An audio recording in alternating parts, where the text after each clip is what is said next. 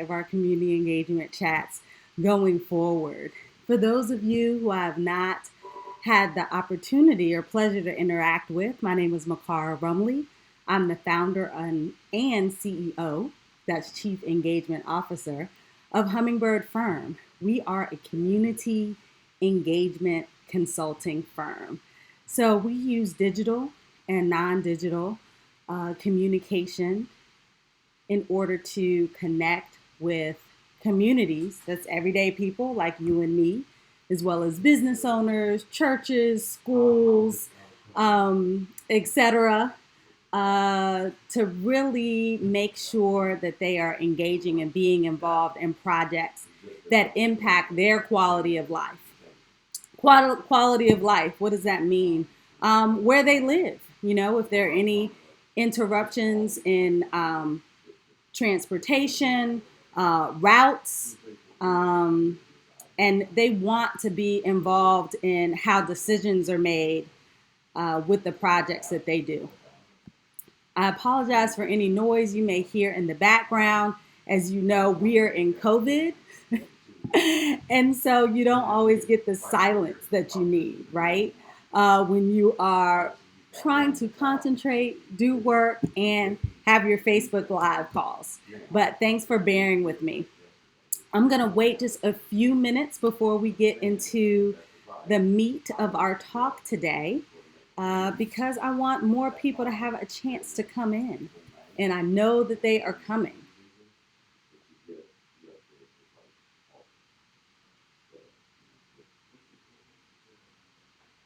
All right. So I am going to ask the folks in the background if they'd have the conversation downstairs if possible. And that'll make it just a bit quieter for us. So thanks for bearing with me. And as life goes on, that's what we will be talking about today. Things just moving along. Despite that we are in a global pandemic, and that is impacting people in lots of different ways. Good morning, Kyle. I know you were like, where is she from last Friday? But as you know, sometimes there's just a lot of things going on. And I always want to make sure that everyone has my full undivided attention when I do these community engagement chats.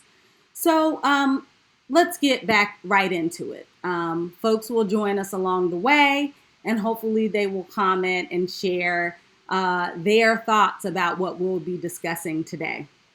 So in the post, whether you were reminded of our conversation today through social media or through email, it just says life goes on and you're ... and you're probably just wondering what is life goes on? What is she talking about? Welcome, Eric. Thanks for joining us today. So we're in COVID-19. We're in a global pandemic, as I mentioned. We're also dealing with civil unrest as it applies to racial inequities and injustices. And folks have loads of opinions and their corporate statements flying, and just things that you never would have expected to see during your lifetime are happening right now. We have significant job loss. I heard a stat recently that really only 10% of Americans have jobs where they can work virtually. That means that everybody else has to be at their job in person. If you work retail, if you work in healthcare, if you are someone who provides a service where you have to be on site at the location, you can't do it from your computer. So, not being able to go to work and safety around going to work, that can be a challenge for you. People are dying. Yes, it's very uncomfortable to say, but I'm sure many of you are watching the news every day and you're seeing this amount of people got COVID today. This amount of people passed away today. Those are real numbers. In fact, they're saying we've lost more people than during the Vietnam War. That's a lot of people. And then their disparities across all categories that you can think of are being amplified, right? Just there's a stress, healthcare, access to job, transportation, access to healthy food, access to a standalone bank so you don't have to go to a check cash in place, like you name it. Disparities are being amplified and stressed right now. So people are asking me pretty often, so how's business going for you, Makara? I know you do community engagement, which is face-to-face.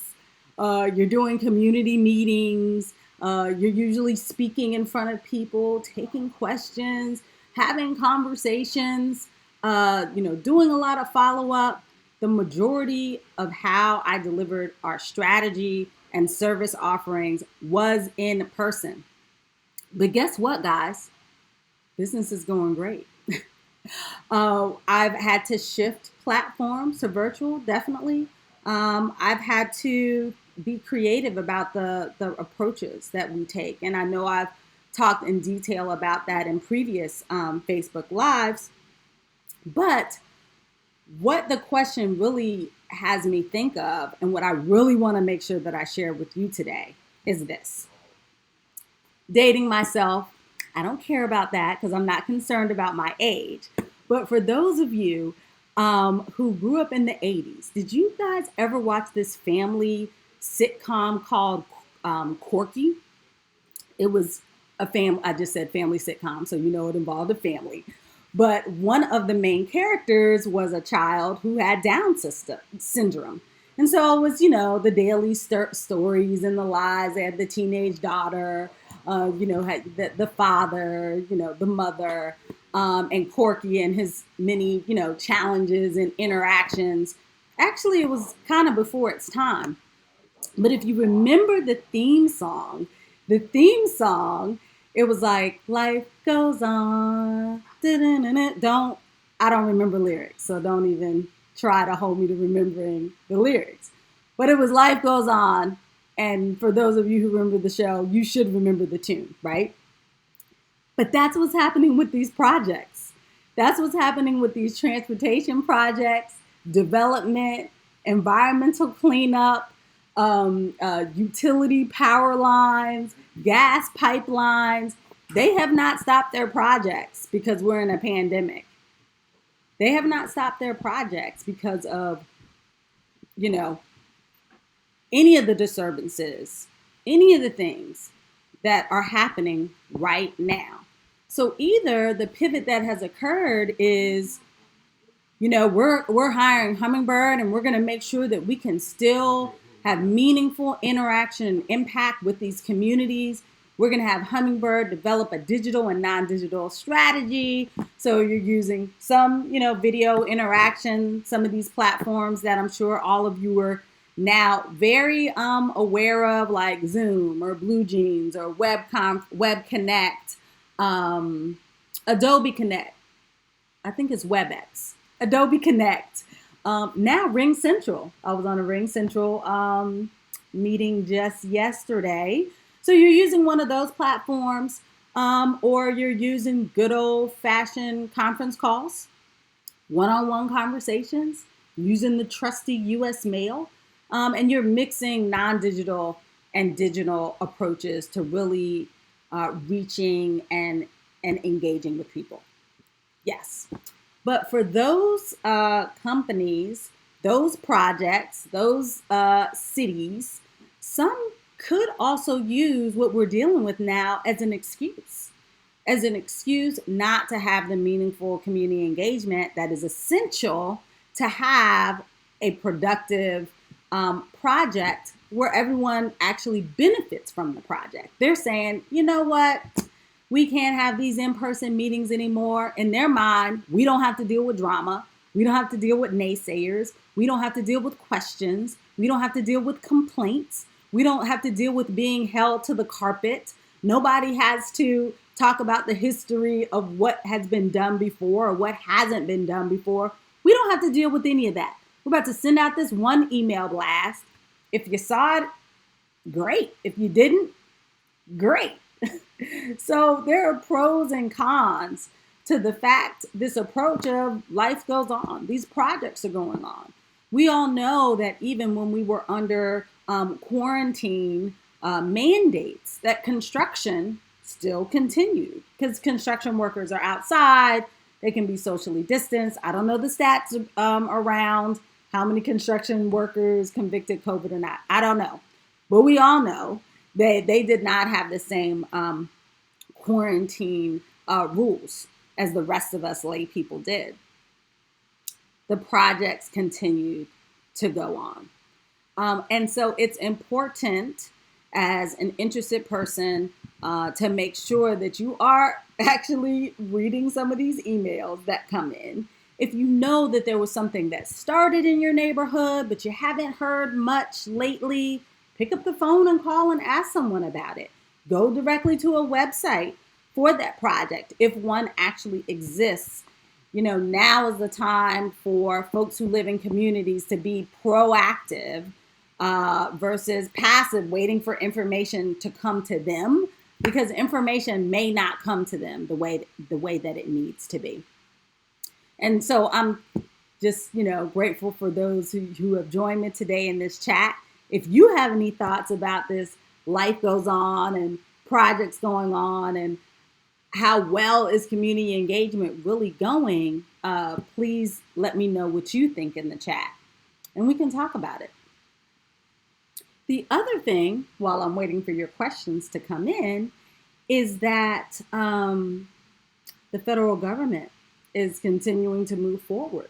So any of these projects that are federally funded and they know that they have to spend their dollars or their budgets by the end of their fiscal year, or they won't get approved for the same amount of money the following year, they're trying to get these projects done. Big time. So they're moving forward. So, as just citizens, folks who live in a community, you have to be proactive about being involved. If you're a community engagement professional like myself and my company, we have to make sure that we are communicating where people are and reaching them where they are, and making sure that we're showing up places where they're paying attention. Because there's so many things that are grasping at our attention right now in the United States. I'm not gonna, blow our head up. This is not a negative doom and gloom conversation. It's that we just have to be more attentive to the things that matter the most to us. Good morning, Nicole. Thanks for joining us. So just being intentional, being attentive, and where there are opportunities to engage. And if you see that, hey, it looks like they're trying to communicate about this project, but the methods that they're choosing, I don't think are going to be effective. Say something. Because sometimes people don't know. We're all looking at things from different lenses. Those of you who are parents out there, you're probably dealing with what my husband and I are experiencing right now, school starting virtually. And the school districts where my children attend, they are making an extreme effort to make sure all kids have access to a computer and Wi-Fi, right? And so from my lens, I'm like, oh, that's great. So if you don't have your own computer, the school's going to provide one for you. If you don't have internet access, the school's going to provide one for you. That's exactly what needs to be done. However, what if in that household, that's the first piece of technology that's coming to that house? And it's an adult who is using the computer at the time when the kid is supposed to be in virtual class. It's the adult that's using the computer so that they can look for a job. That piece of technology coming into that house is not the same as a piece of technology coming into my house or your house. That's a lens and that's a perspective that I may not automatically see. Someone has to lift that up for me. So I can be like, oh, I didn't even think about it that way. How can we solve for that? How can we use the awareness of that fact to make sure that those students get what they need? And so that's why it's important as, these agencies, municipalities, and folks running these projects or choosing ways to communicate with people, they may not see all of the angles. So if they're missing something, you have to be proactive to let them know what they are missing. Okay, let's see what Kyle says, because he always says something very, very interesting. So Kyle said, my interests are pivoting towards new business interests in this digital space, particularly around community engagement, educational support, disaster planning, and others. All right, got it. Disaster planning. Very interesting. Kyle, maybe you can expound more on that. Disaster planning. Of course, someone is ringing my doorbell right now, but nobody's opening the door. Maybe someone will open the door with their mask, because that's the safest thing to do. So does anyone have any comments about community engagement, ways that you have to pivot in this current climate? And Kyle, when you are mentioning educational support, what exactly do you mean about pivoting community engagement for educational support? You guys are so flexible. Thanks for my offhanded, non sequitur conversations as I manage my household. But I am not going to let that prevent me from doing my community engagement chat. So I am here for you and focus on this discussion. We're waiting for Kyle.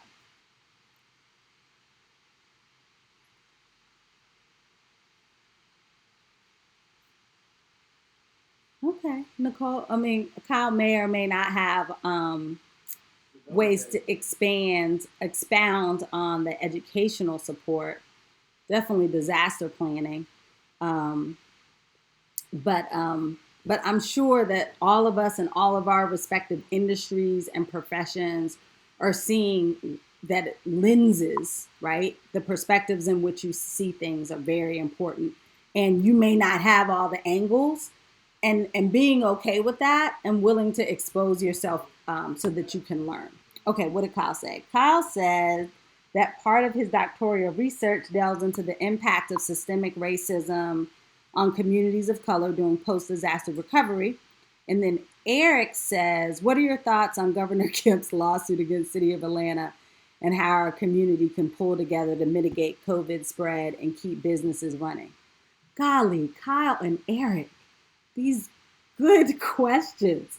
Okay, so we're going to start with Kyle first. So Kyle, yes, we were talking about the impacts of systemic challenges and inequities and how that they are amplified during disaster recovery. There was actually just an article in the New York Times about climate justice and how climate justice actually is very, very connected to health pandemics, right? Because if you're a community that is disproportionately exposed to land, air, and water pollution where you live, you may have health impacts because of that. Then your immune system isn't as strong as it could be. So then when a global pandemic occurs, you're more sensitive or more susceptible to contracting that illness and recovering from that illness. So a lot of times people say, well, what does that have to do with that? Or that happened a long time ago. Or, people look at things in different silos and boxes, but really it's all connected. We are all connected. And the environment that we live in, it impacts all of our lives on a daily basis. Thank you for that, Kyle. Okay, Eric. Yes. The Governor Kemp's lawsuit against the city of Atlanta and how our community can pull together to mitigate COVID spread and keep business running. So my thoughts on that are, we are all trying to be safe here, to keep ourselves safe, to keep our families, loved ones, friends safe. And the leadership on how to do that and the clear information, it's not all there, right? We're all doing what we think is best. So some folks, when they go out, they wear a mask and gloves. They're hand sanitizing the gloves that they have on. They have a sanitizing aerosol spray, right? Other people go out, no mask, and just figure, oh, these numbers are inflated. I'm just, I'm fine. Nothing's going to happen to me. Some other people are like, okay, well, I'm going to wear a mask, but no gloves because I hear that it's airborne now and it's not, it doesn't live on surfaces as long. So I'm not going to wear gloves and I'll just hand sanitize. Other people just say, well, I'll just make sure to keep social distance. Do you see all the different ways that people decide and choose how to operate to keep themselves safe? And I'm sure I'm missing several, right? Oh, some folks are like, I'm not going to the grocery store. I'm going to order all my groceries. But then some people say, I'm going to order my groceries, but I'm going to sanitize, throw away all the bags before they come in the house. So they unload their groceries in the garage. They wipe everything down, and then they put it in their house. Other people are like, I'm going to the grocery store. I'll just make sure to mask up. There's some rap song on called that has the lyrics, mask on, mask off. Don't get me the line to try to say the lyrics. But essentially, they're going to use a mask and protect themselves. There are just so many ways that, people are saying, you know what? I'm still hanging out with my friends. We're going to a park. In Atlanta, we have Piedmont Park. We'll just social distance. We'll, have a big circle with our chairs out and our drinks. We're still hanging out. We're not going to stay in the house. And other people are not going out of the house at all. It just, everybody is doing something different. What we need is consistency, right? We need to know that the decisions that our leaders are making come from a place of keeping us safe. I don't know that the approach is for leaders to sue each other because they're not agreeing with the other person's perspective on what safe looks like to them or safe looks like to the citizens that they're in charge of. Because we all really should have the same goal, even though we have different lenses and we have different approaches. I think that our energy and focus should be spent on how we can work together to create unified messages, approaches, and consistency. Right? That's what I'm thinking, Eric. Long answer, I know. Okay, wait. What did Kyle say? Oh, so we're switching back to educational support. Kyle, so academic. Educational support from the standpoint of assisting a few community-based organizations and churches to create a learning centers for kids who need to have a structured environment to learn in. With access to the technology that's needed, these centers would supplement the schools while decisions are still in flux. That's a great idea. It puts children in a structured, safe environment while their parents probably have to go to work because they can't do their job virtually from home. They have all the technology that they need and they have all the support that they need, but it's in a smaller environment. So you can make sure that kids have masks on and you can make sure that kids are socially distancing. I mean, even right now with my kids, for those of you who have to deal with kids and masks, so daggone well, they are not going to keep their mask on the entire time in school. Anyway, that's a whole nother community engagement chat if I start to talk about that. But just to wrap up today's conversation, as these projects continue to go on and life continues to happen, we all have to remain attentive and vigilant and choose ways to communicate with each other that does our best to take into consideration the various lenses that people see an issue from, to be open to learning and being exposed to new perspectives and not just stuck in our own understanding of the way something may work or the way something may not work. We're not all knowing. We're iterative beings. We learn something new every day. A lot of our opinions are steeped in our own experiences. Other people are having other experiences. That's okay. Just be open to learning new information, walking in somebody else's shoes so that we can make decisions in this country that benefit all of us. And then I will mention Nicole's comment before we wrap up today. Nicole said, I've been having my kids wear their mask for 1 to 2 hours a day to get them used to wearing it. Nice, Nicole. Very good approach. Very, very good approach. Well, all right. Well, I have just really, really enjoyed our community engagement chat today. I will see you next Friday. I look forward to connecting with all of you. If anyone is not on our list to receive all of the great information we have to share about community engagement, please visit our website at hummingbirdfirm.com and sign up to receive frequent nuggets, tools, perspectives, tactics, ways to really be effective when it comes to community engagement.